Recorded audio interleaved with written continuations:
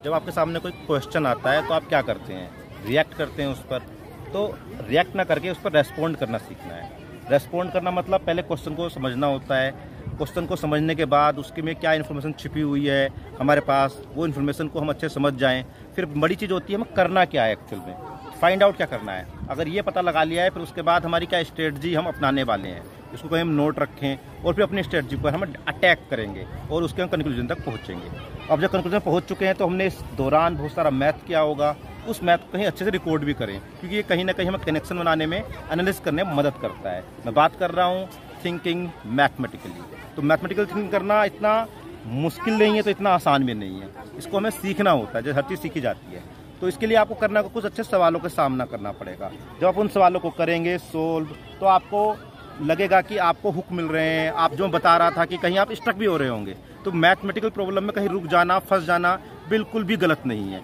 आप थोड़ा सा रुक जाइए, ठहरिए, दोबारा सोचिए, फिर आप अपने आंसर की तरफ दोबारा बढ़िए। एक क्वेश्चन लेते हैं, आपको चीज़ें बहुत ज़्यादा क्लियर हो जाएंगी। सपोज मेरे हाथ में एक पेपर स्ट्रिप है, आप कोई लंबी पेपर स्ट्रिप ले सकते हो। अभी मेरे पास में पार्क में आया तो टिकट है। अगर ये स्ट्रिप को मैं लेफ़्ट टू राइट या राइट टू लेफ़्ट बेंड करता हूँ तो इसमें कितना क्रीज आएंगी, तो आप खोल के देखेंगे तो 1 क्रीज आएगी। बिल्कुल सिंपल है। यानी मैंने पेपर स्ट्रिप मेरे पास थी, उसको मैं A टू B या B to A, left to right या राइट टू लेफ्ट बेंड करूंगा। मेरा क्वेश्चन कितनी क्रीज आएंगी, क्रीज मतलब बैंड जो आया 1 आएंगी। तो ये सिंपल क्वेश्चन है। अगर मैं इसको अगेन दोबारा बेंड कर दूं, अब कितनी क्रीज आएंगी, तो यहाँ से आप क्वेश्चन को सोचना पड़ना शुरू हो रहा होगा। तो कुछ आप कमेंट बॉक्स में दे सकते हैं, पहुँच करके आगे बढ़ सकते हैं मेरे साथ में। तो अगर आप 2 बार, अगर आप पहली बार में 1 है, 2 बार में कितनी आएंगी, 3 आएंगी। 1 2 3। अगर 3 बार बेंड कर दूं तो कितनी आएंगी, या तो बेंड करके देखें, पर मैथ में क्या है हम कुछ स्पेशलाइजिंग कर रहे होंगे, सोच के देखें कितनी आ सकती हैं। इसका बिना पेपर के कापी पर लाइन ड्रॉ कर सकते हैं आप, तो आप देखेंगे 3 में 7 आपकी क्रीज आ रही हैं। 4 में कितनी आएंगी, सवाल बढ़ सकता है। 5 में कितनी आएंगी, तो क्या हम कोई पैटर्न ड्रॉ कर सकते हैं क्या, तो आप देखेंगे 6 में कितनी आएंगी। आप देखेंगे कि ज़्यादा पेपर आपका फोल्ड ही नहीं हो पाएगा। लोग कहते हैं कि 7 बार ज़्यादा पेपर फोल्ड ही नहीं कर सकते हैं, पर मैं तो सवाल तो पूछ सकते हैं ना। मैं पूछ सकता हूँ आपसे 10 बार में कितनी आएंगी। तो सवाल मैं रिपीट करता हूँ कि आपके पास कोई एक पेपर स्ट्रिप है, उस पेपर स्ट्रिप को आप लेफ्ट टू राइट बेंड कर रहे हो। आपको फर्स्ट बेंड किया तो 1 क्रीज आई, 2 बेंड किया तो 3 क्रीज आई, 3 बेंड किया तो 7 क्रीज आई। तो अगर आप 10 टाइम इसको बेंड कर दो कितनी क्रीज आएंगी, आपको आंसर निकालना है और मेरे साथ कमेंट में शेयर करना है। अब इसको सोल्व कैसे कर रहे होंगे, तो अगर आप सोल्व करके आंसर मिल चुका है तो आप जीनियस हैं, आप थिंकिंग मैथमेटिकली अच्छा कर लेते हैं। पर क्या आपने कोई फार्मूला निकाल लिया है, कोई पैटर्न ढूंढ लिया है, तो कैसे करेंगे सोल्व इसको। तो इसको सोल्व करने के लिए जब आप कर रहे हैं तो आपका माइंड कुछ ना कुछ अपने आंसर को लिखते रहिए टेबल बनाकर, कि पहली बार में 1, 2 में 3, 3 में 7, 4 में 15। तो अब इनमें संख्याओं में पैटर्न ढूंढ रहे होंगे आप, कि क्या पैटर्न क्या आप ढूंढ पा रहे हैं, देख पा रहे हैं।